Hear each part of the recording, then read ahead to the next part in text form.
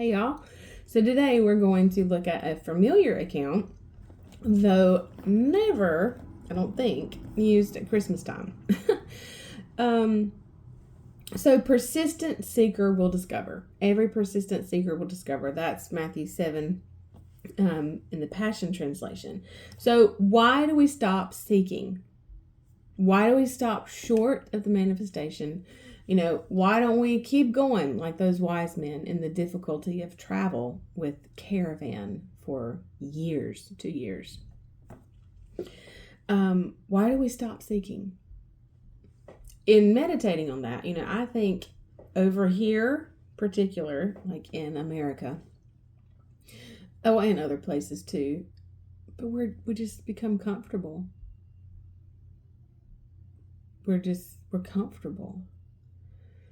And, we decided that, well, if this doesn't happen, then I can still do XYZ.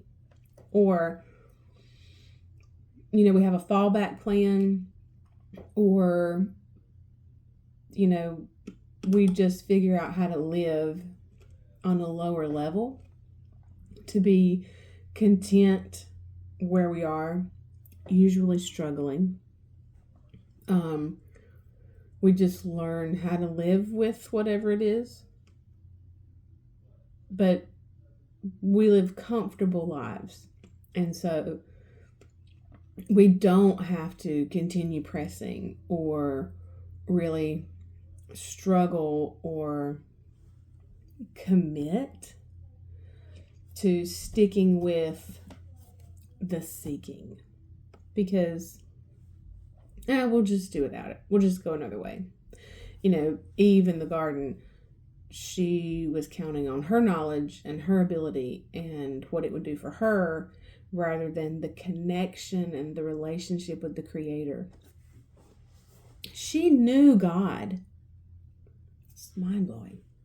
But we do the same thing. It's really easy for me to look back at Eve because it's, physical representation, senses. They could see, they communicated, talked, walked with.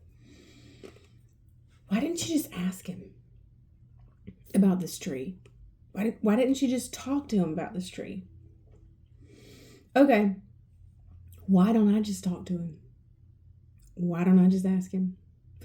Why don't I just keep asking until I clearly get his answer? Why don't I just put every other voice aside until I only hear the voice of the Father? Because I make myself comfortable in just moving on. We can't do that. We cannot get comfortable where we are.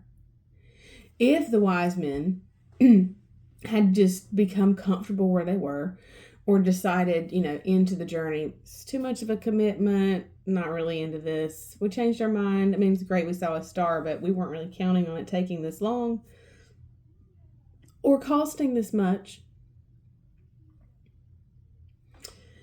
What if they had stopped? And so we stop oftentimes short because we just become comfortable where we are. Let's go to John chapter 4. Again, an account or a story that not typically used at Christmas, but we're going to use it.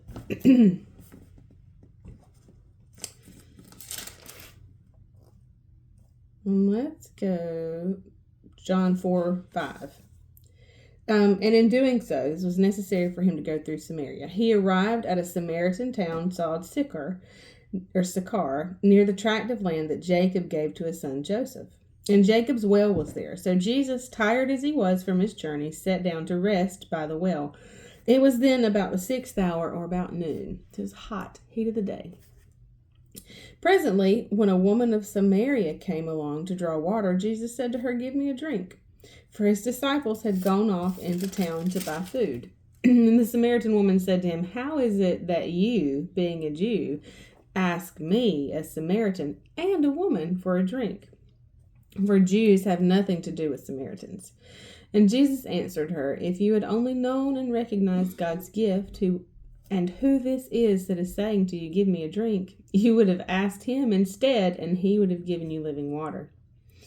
She said to him, "Sir, you have nothing to draw with, no bucket, and the well is deep. How then can you provide living water? Are you greater and superior to our ancestor Jacob, who gave us this well and who used to drink from it himself and his sons and his cattle also?"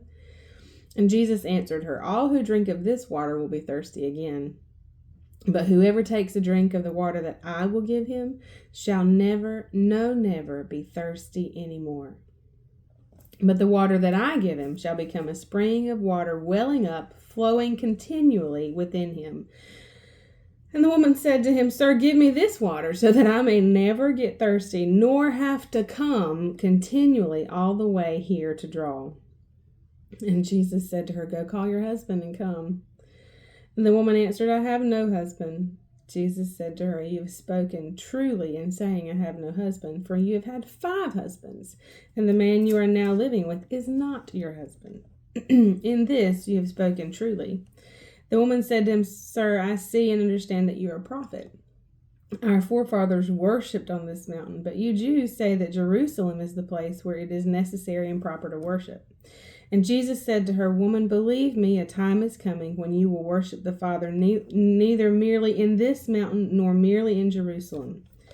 A time will come, and is already here, when true, genuine worshippers will worship the Father in spirit and in truth.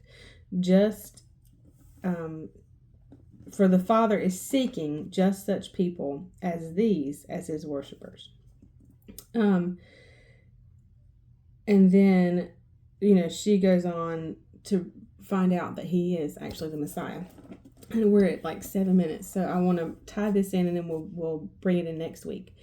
But this woman at the well, the Samaritan woman, got comfortable, right? She was of Jewish birth. I mean, she talked about her father Jacob gave us this well, but she lived in Samaria. And so, breaks between Jews. Anyway, that's not for this time. But even in her misery,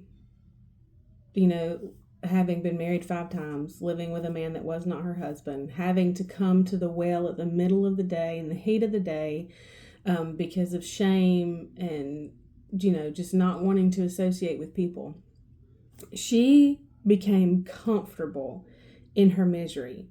And not seeking a better way, choosing not to seek a better way. And so, I pray, Lord, I want to know at this time that we're living in my place in relationship, Lord, do not let me become comfortable in the misery, in the hard.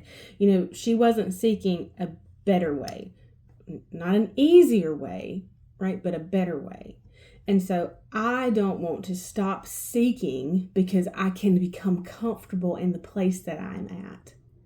That I become accustomed to the difficulty or the misery, or, I let go of seeking and searching because I can live here without it. No, we press towards the mark. We don't stop pressing. We don't stop searching, because what we find in the end is worth the journey. Again, at the end of this exchange, which we'll get into next week, this woman who came alone at the time where she would not have to run into anybody from town, when she left her encounter with Jesus, she went to every person and said, "Come meet a man who's told me everything I ever did."